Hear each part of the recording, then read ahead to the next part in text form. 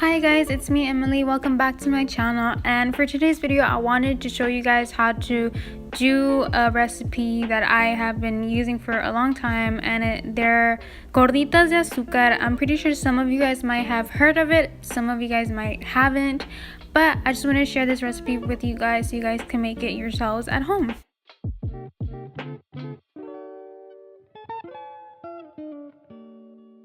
Okay, so I have my bowl here, so you're gonna need kind of a big bowl, and I have my flour right here, so we're just gonna pour 2 cups of flour. I tend to pour it with 1/4 cup, that way I can get exactly like 2 cups. So we're gonna use 8 of these to make, we're gonna pour 8 of these to make 2 cups.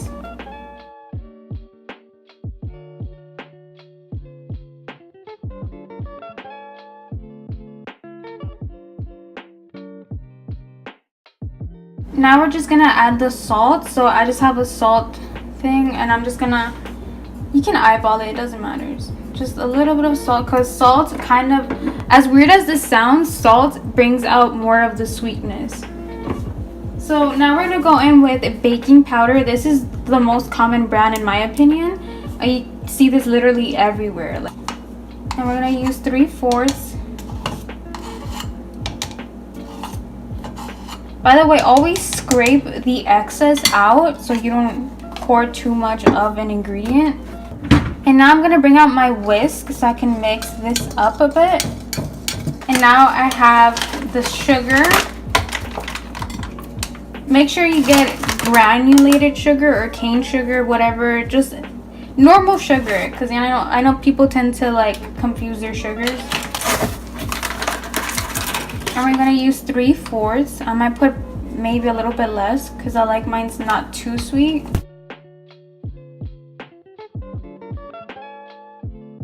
And we're gonna mix this up again.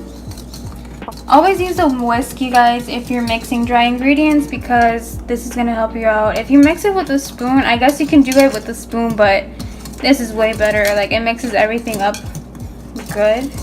So now I have my butter here. I have 5 tablespoons of butter. I buy the Imperial bars of butter, and it tells you right here how many tablespoons you can cut. So I cut 5 tablespoons. And what we're gonna do is we're gonna put it in the microwave for like literally not that much, just a few seconds, because I just got this out of the fridge, so it's kind of a little bit too hard to use. So we're gonna soften it just a bit so we can like crumble it with the flour mixture that I have right here.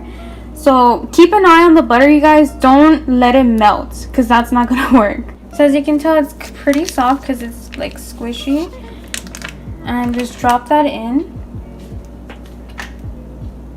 And first I like to like use the whisk to mix it up, but in a second I'm gonna use my hands to crumble it up more better.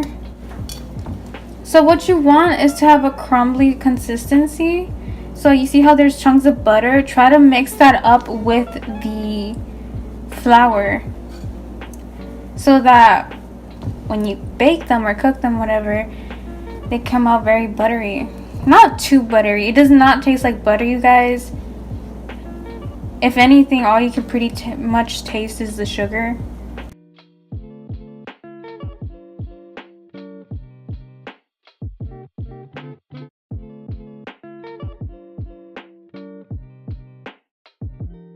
You're gonna use 1 egg. I am using a, I guess you could say, small egg.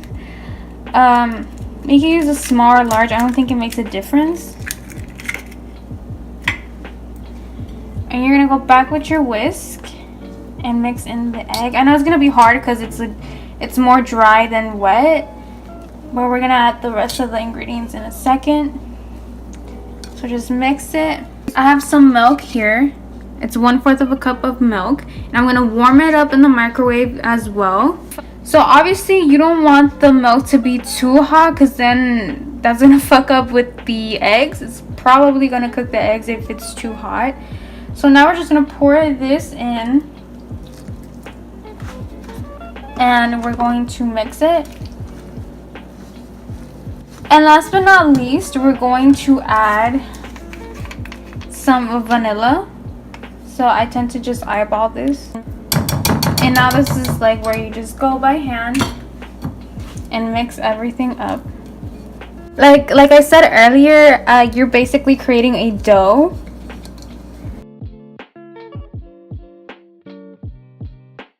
So just flip it around, get every single, like, you know, you see how this is still dry, like mix that up with the mixture, the dough.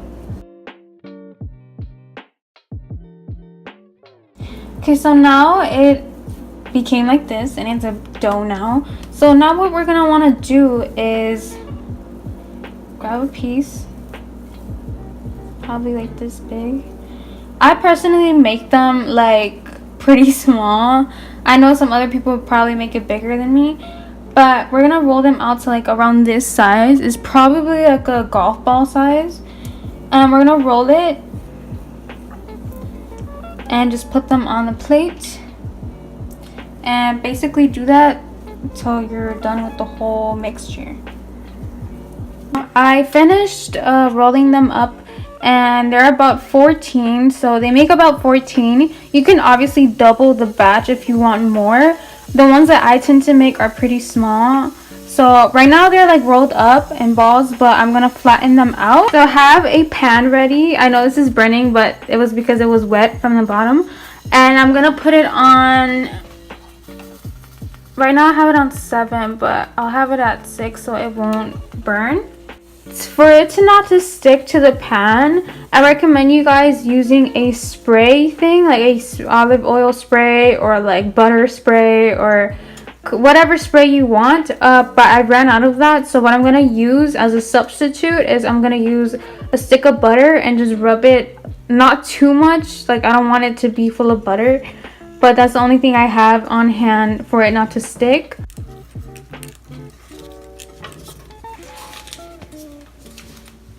Okay, so right now it's pretty warm, and now what I'm gonna do is grab the first ball. And so what I'm gonna do is I'm going to just flatten them a little bit. You can add a little bit of butter to your hands so you don't get them stick on your hands. And just grab them. You can also use like a tortilla thing, like para hacer tortillas. I forgot what's it called.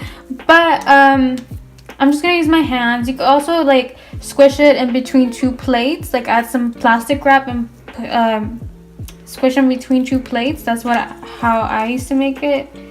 But right now I'm just gonna do it with my hands. And as you can tell, I'm trying to make it into a circle. It's not gonna be a perfect circle, but it doesn't matter. These pastries are like not supposed to be very like perfect. So now we're just gonna lay this one right here. And in this pan I could fit probably a good 4, maybe 5. So if you have a big pan, then obviously use that. Or if you have like un comal, like where people heat up their tortillas, you can use that as well. But I'm just gonna use this. It works best for me. And keep an eye on them because they tend to kind of get burnt easily because of the sugar. So keep an eye on them. Right now I have it at a low heat. I have it around like in between the 4 and 5, but later on I'm gonna put it up to maybe a 7. You're gonna want to do this with all of them until you're done. And like I said, it makes about 14 if you make them like this small. You could probably make less, maybe more, depending on the size that you want.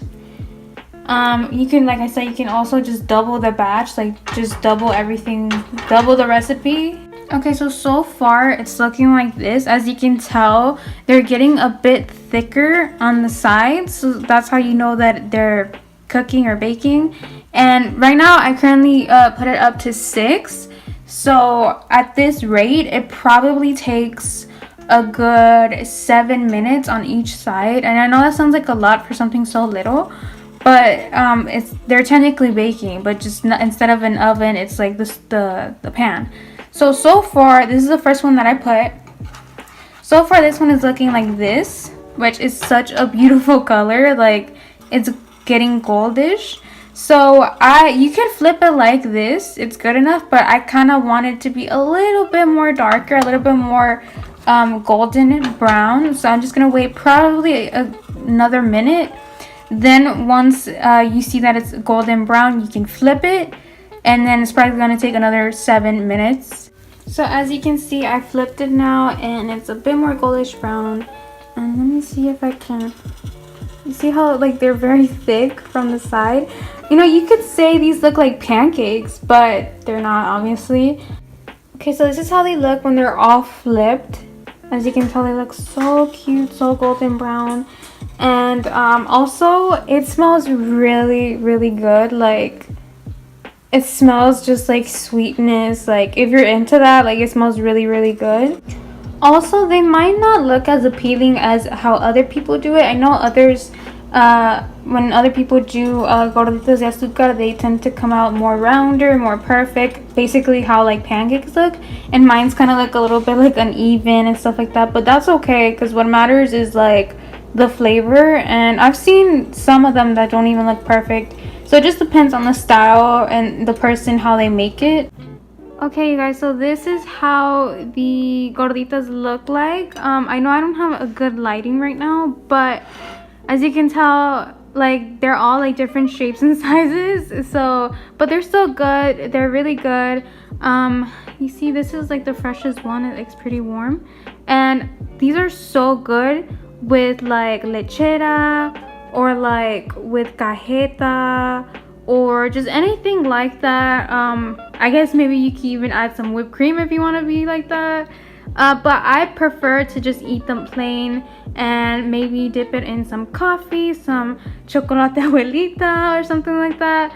So yeah, I really do hope you guys try this recipe.